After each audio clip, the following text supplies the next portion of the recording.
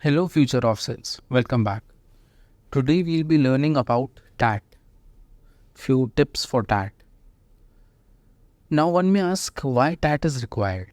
Like I have already given PPDT, I have written a story which was read by the psychologist. Why TAT is required now?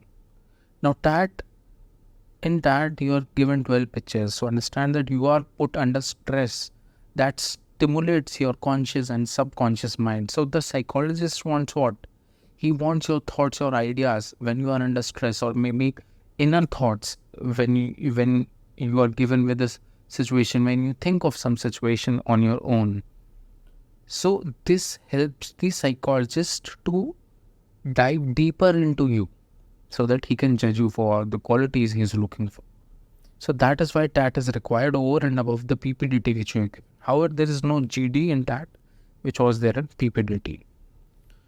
Now, for tips, now story content, story writing remains same. That was for TAT. You can go back and revise if you have missed on the tips for PPDT. Now, one more factor which has come in is the number of stories you have written.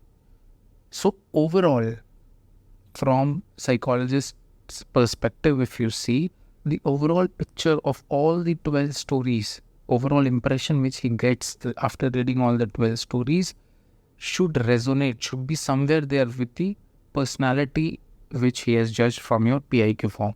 So basically the personality you are. These two things should resonate with each other. How can that be made sure by you? Now, like if you are good in sports, you have mentioned that in PIQ form, you have participated at this level, at that level, you have played the sport. So in pictures also, there would be stories, at least 2-3, in which you will be talking about participation in sports, organizing some event, some sporting event in a village, in a town, or related to sports. So that is how he'll compare. Yes, this person is good in sports, and yes, and then that's true. That has amply come out in the pictures, in the stories he has written. So it's matching.